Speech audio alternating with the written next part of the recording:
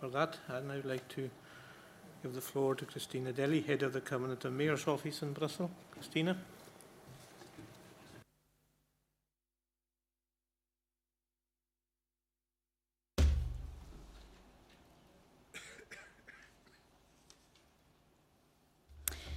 Thank you very much indeed, Mr. Campbell, and ladies and gentlemen. Thanks a lot for inviting me to this conference. It's a real pleasure to me for being here. Since we're talking about two very different initiatives and two unprecedented initiatives, the Covenant of Mayors, which has been in certain ways the mother of the IPACT project, and which has been launched in 2008, with an office assisting as of 2009. It's indeed the first of such European policy framework for cities, local and regional authorities acting on climate change via sustainable energy. And it's the first such initiative demonstrating how multi-level governance can work in practice. By committing to the IPACT project, or by committing to the Covenant, it gives a real opportunity to rethink our energy future, to move from our wrong past urbanization patterns, from inefficient buildings, from congested roads, from centralized and unsustainable energy production towards more secure and cleaner and more sustainable cities, more livable cities. And it's not only a way to create more livable cities, but also to create more jobs, more local growth in our urban and rural areas at the same time, which is our major concern when hearing, especially in island regions, struggling with over 20% job unemployment rate. So keeping money at home, investing in sustainable energy, and producing local energy and consuming local energy, that's really our perspective in the Covenant and also via the IPACT.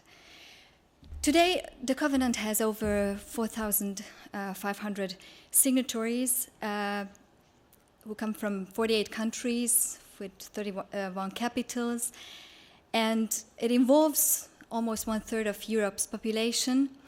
Of course, it's also beyond Europe, and as mentioned, as a demonstration for multi-level governance, it includes also the support from close to 200 regions and provinces throughout Europe, providing not only technical but also financial support to these signatories to meet their commitments.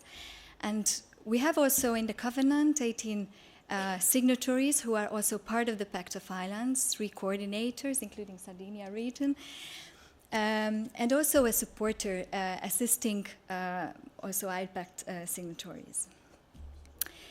It's a great commitment, but it's also a difficult commitment. When we're talking about signing up to the Covenant, it also requires the alignment of the current processes, allocating the necessary human and financial resources, which becomes more and more difficult in these times of austerity. And you know the best what it takes to submit an ICEAP. Similarly, it's the same commitment to submit a sustainable energy action plan and then implement it. That's even more challenged. Today we have close to 2,000 action plans submitted in the Covenant, which sets out a potential of 173 million tons of CO2 mitigation if all the signatories meet their 20% reduction target. Of course, it's a potential because in the plans we have an average 29% of CO2 emission reduction set out, and not yet all signatories have submitted their plans yet. Based on a small part, actually 900 SEAPs evaluated, they set out at least 40 billion euros of investment. They should go, of course, much beyond this, which means a real challenge to implement this. And based on these same amount of sample plans, it could create or at least maintain the jobs of at least 80,000 employees per year by 2020. What actions are included in the SEAPs, or Sustainable Energy Action Plans? Similarly to the ICEAPs, we focus on buildings, decentralized energy generation, mostly from renewables, on urban planning and soft measures involving local stakeholders and citizens. We strongly advise to organize to each signatories a local energy day every year.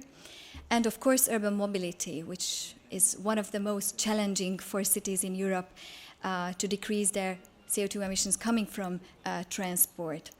And these actions are facilitated thanks to these mass of cities engaged via a covenant of more and more financial instruments. And I think Vasilia will talk more about the Intelligent Energy Europe program and how does it support signatories later.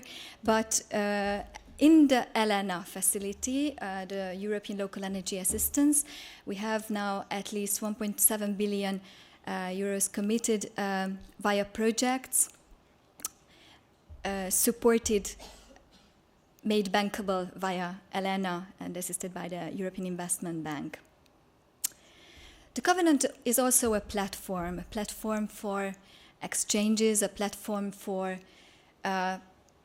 enabling multi-level governance between provinces, regions, but also the national authorities assisting those committed signatories.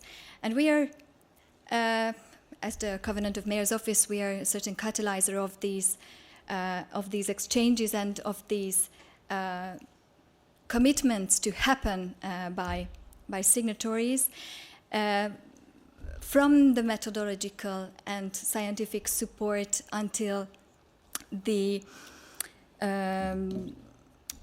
implementation and networking support, awareness raising, linking together all those initiatives and projects linked to the Covenant of Mayors. The Covenant looks also to new horizons, and we have started a very intensive work with the private sector, especially with 22 industrial associations committed as associated partners in the Covenant, who provide their specific technical knowledge and their specific assistance to signatories.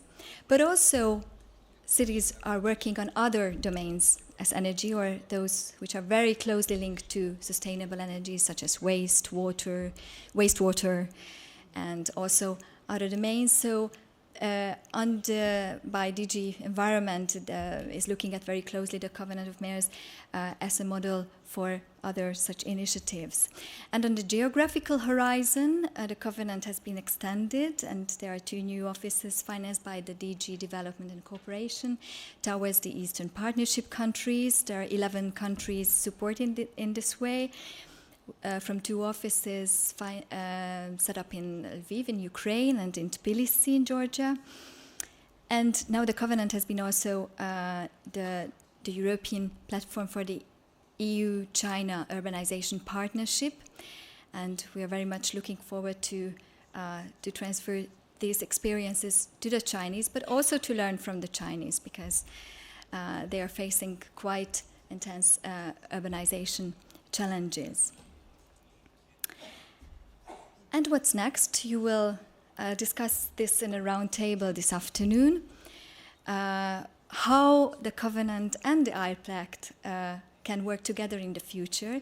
And we have heard also some reflections beforehand on this, and knowing, of course, that islands are very different and facing very different challenges. And although keeping this difference, but how these 2 initiatives can work in a more harmonized way towards creating more synergies for those having signed up for the 2 initiatives, or maybe those having signed up for initiatives.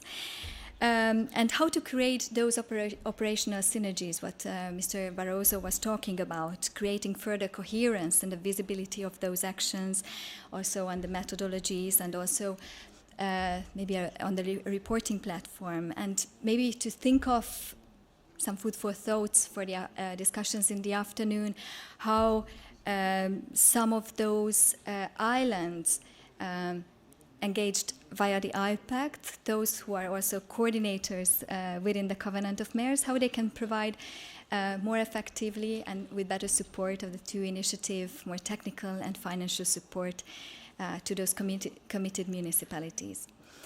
I stop here, but remain here for any further questions. Thanks very much for your attention.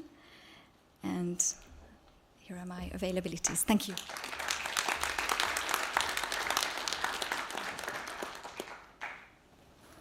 Thank you very much, Kristina.